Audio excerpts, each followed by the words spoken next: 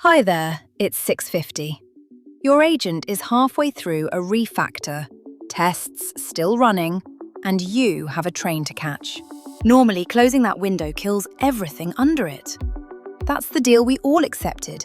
Flue ends it. Close the tab. Nothing breaks.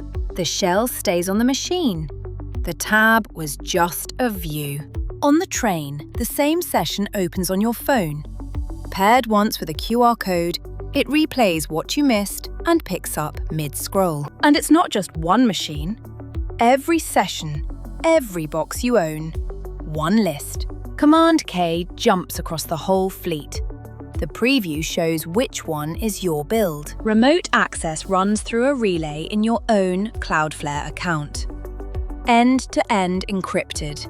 No one else in the path. Split terminals. Insights across machines. Sessions grouped per ticket. File peek in place. One static binary. Flue. Your sessions on any screen. flue.sh